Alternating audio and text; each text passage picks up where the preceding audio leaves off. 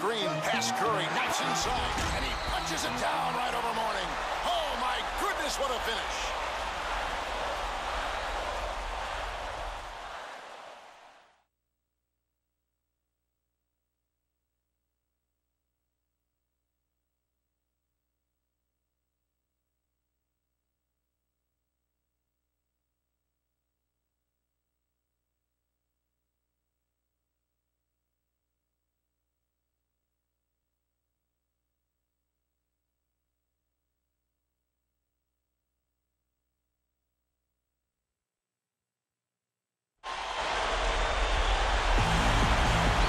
Welcome, everyone, to Chicago, Illinois. Tonight's early 90s matchup hits the defending champion Chicago Bulls against one of the most exciting athletic young teams in the NBA, the Charlotte Hornets. And, Kevin, even though Chicago is the more seasoned team, it's a stretch to say the better team. I think this is one of those matchups that can give them trouble. And it all starts with that fearsome front court for Charlotte.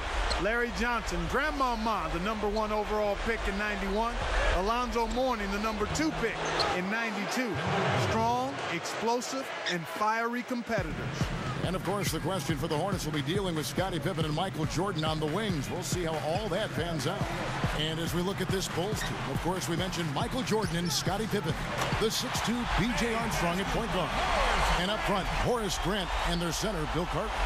The lineup for the Hornets, 5'3" Muggsy Bogues running the show at the point guard. Kendall Gill in at the shooting guard. It's Wingate in at the 3, the small forward.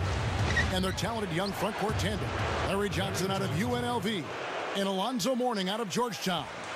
Now, guys, if you were trying to, in a nutshell, describe what made Jordan so special, what would you say? Well, a lot of attributes. I mean, his competitive spirit, his unique physical gifts. I mean, the guy was a tremendous basketball player. You add on top of that, tremendous athleticism as well. He's a guy who could jump. He was strong. Tremendous drive and focus. I just think it was his combination of basketball skill and athletic excellence. And the fact that he was just so driven. I mean, you touched on it, Clark, but that guy wanted to win more than anything else in his life. Oh! Well, a lot of his fans have the image of Michael Jordan with his tongue hanging out on his way to the hoop. He said he got into that habit as a kid by imitating his dad, who would stick out his tongue when he was working. We've seen a quick start here for the Hornets. It's a 3-point game. Wingate passes to Mourning. Good luck. And it's Chicago with the rebound. Jordan dishes to Pippen. That's no good. Couldn't get his first shot to go. The Hornets on offense. Bogues with it. Mourning with the screen. Guarded by Pippen. 6 to shoot. No one near him. And he hits the jumper for 2. You know, guys, as a young player, Alonzo Mourning was a beast. I mean, when he was in high school, he led his team to 51 straight wins in the Virginia State title. And as a senior, he averaged 25 points, 15 boards, and 12 blocked shots. You know, guys, so that being said, it's no surprise that he was a serious blue chipper when he got to Georgetown. I mean, he panned out immediately, too. He led the nation in blocks his freshman year.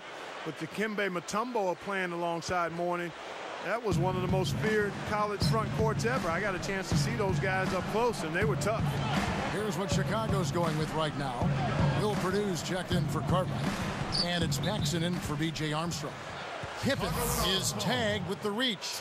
That's his first foul. Here's Bogues.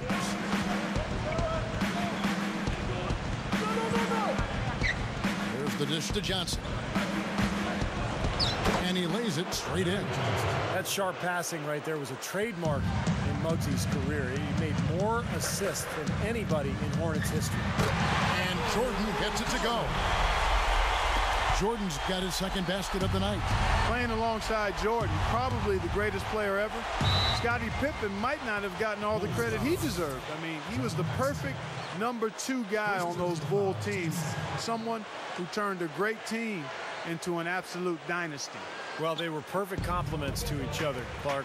Pippen was the distributor on offense, the rebounder, the defender. Jordan, obviously, the scorer and the finisher. But their styles really complemented each other. And together, they formed one of the great defensive tandems on the perimeter in NBA history. Money shot. Alonzo Mourning grabs the miss. Not a bad look, though. You like his chances to make that one. You sure do, but he can't hit them all. Johnson inside, working on Purdue. Bulls trail by 5. And here's the break. Here's Jordan on the money. Jordan's got 6. And you know, Michael never lost that scoring time. Even as a 40-year-old, in one game after turning 40, he went for 43 points. The only player ever to pull that off. Bogues kicks to Johnson. Straight up. It's sent back by Pippen. With his blend of length and athleticism, Scottie Pippen was always a fantastic shot blocker. Steve, you were one of the fortunate few who played with Michael Jordan. How was he as a teammate? Well, Clark, he was incredibly demanding. I mean, he was such a leader, and he drove everyone so hard in practice on a daily basis. And it was not easy. I mean, he would get on you if he didn't think you were bringing it. So he really forced everybody to lift the level of their game. Newman, the pass to Mourning. Charlotte, no good that time either. Gotta like the defense not quitting on the play and getting a hand in the face. Sure do. With a tough defender breathing down your neck, that makes it not an easy shot. Cartwright up top, moving the ball. And he was fouled in the act of shooting. Chance here now for a three-point play. Boy, he's been so cool out there, composed, never rattled. I mean, a very steady contributor to the offense. Free throw good, Jordan. Well, Michael Jordan impacted the game in so many ways, including in the fashion category. Remember the baggy shorts that eventually became popular? He was really the first guy to wear them. Yeah, you know what? And he said it wasn't so much about fashion for him, but rather function, because it gave him a chance to hold the hem when he rested. I had not heard that, but I guess it makes sense. It also helped hide the UNC shorts he always wear under his Bulls uniform. So I see where he had a couple of reasons for those long shorts. You know, he's really one of those guys that you just have to sit back and really appreciate, fellas. I mean, he is a marvelous offensive player.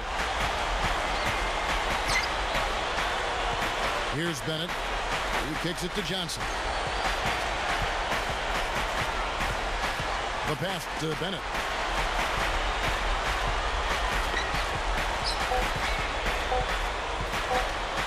Over Paxson. Hits it. That builds a little momentum going into the next quarter. Yeah, you know, you definitely have to make sure you take advantage of that last possession. You don't want to squander that. And so, both teams trading buckets as we end the first quarter. It's the Bulls up 3. Really good sign offensively the way they started this game out, getting a lot of hoops from close range. Yeah,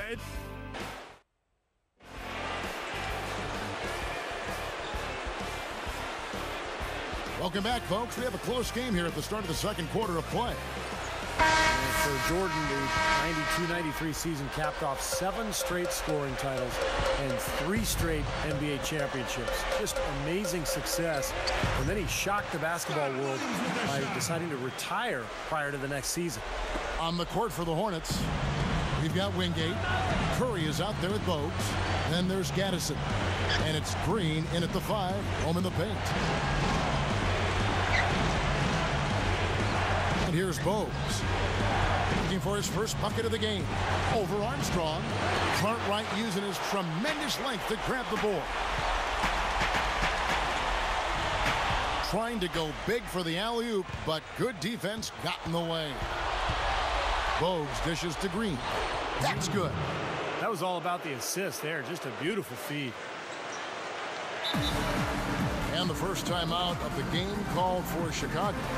And for Michael Jordan, you know, you were talking about that, Steve. When he retired, he said he'd lost his passion for the game. And he played a lot of it. So 3 straight finals, plus the Dream Team, and summer of '92. I'm sure, Clark, he was both physically and mentally exhausted. Yeah, I think so. And then the other part of the equation for him was he admitted that the tragic passing of his father earlier that year was a pretty significant factor as well. I mean, Jordan decided to pursue a career in baseball for a few years. It had been a dream of his dad's that he'd play in the majors, and I think it was a break that he needed from basketball, but also to try to fulfill that dream that his dad had, especially on the heels of his dad passing so tragic.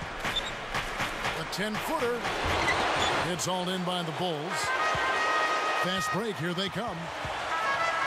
Up with it. No good from Jordan. Hornets trail by 3. Gaddison hammers it in after taking it the length of the floor.